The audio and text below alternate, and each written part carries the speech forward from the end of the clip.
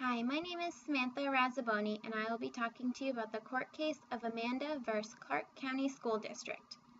Amanda was born in 1991 and lived in Las Vegas, Nevada with her parents until they moved to California in October of 1995.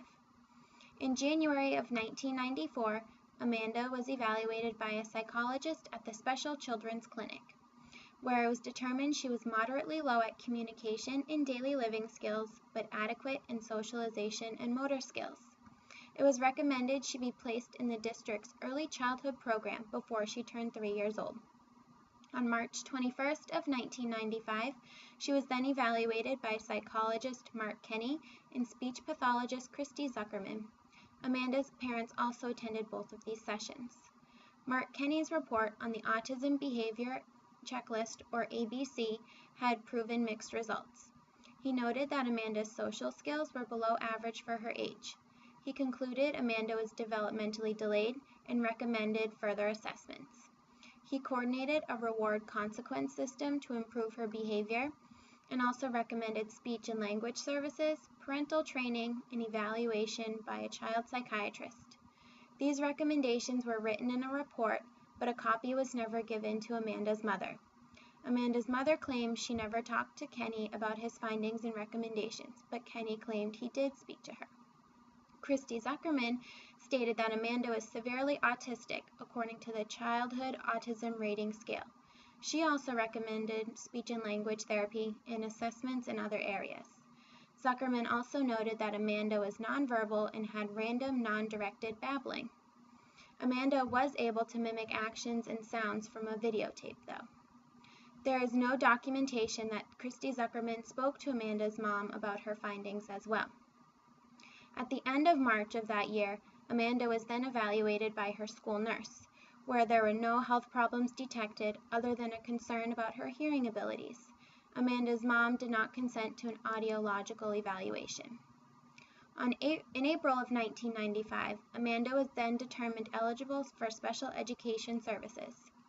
Before the initial IEP meeting, Amanda's mother requested copies of all the assessment reports done on her daughter. She did not receive any of these reports until after the initial IEP was completed, and that is when she only received Kenny's report, which was about 2 pages long. On May 6th of 1995, the initial IEP meeting was held with her parents, an early childhood special education teacher, and a district representative. Amanda was determined delayed in language, cognitive, social skills, and self-help skills. Some of her goals would be potty training, matching colors and shapes, establishing eye contact, making choices, and following classroom activities and rules. Amanda would be placed in a specialized early childhood special education program. And during the IEP meeting, her parents were notified of their rights and the procedural safeguards of IDEA and the Nevada Administrative Code. And then on October 17th of 1995, Amanda's teacher, Miss Martin, requested an IEP review to look at some of the goals already put in place. She wanted to make some changes to the cognitive goals and also add some fine motor goals. 11 days after the second IEP assessment, around October 31st of 1995, Amanda and her parents moved to California. Amanda was enrolled in the First Steps preschool in an interim placement program. Amanda's mother also signed an authorization form to release and exchange information, and those records were transferred on December 5th of 1995. On December 15th, an IEP reviewed that the interim placement was where Amanda should be properly placed. Also on that same day, Dr. Michael Harris, a physician and also Amanda's uncle, referred her to Dr. Robin Hansen, a professor of pediatrics and the director of developmental and behavioral pediatrics at UC Davis Medical Center. She was evaluated for characteristics associated with autism. On January 10th of 1996, Amanda was officially diagnosed as autistic for the first time, and she was referred to the Alta Regional Center for a second opinion, which also confirmed autism.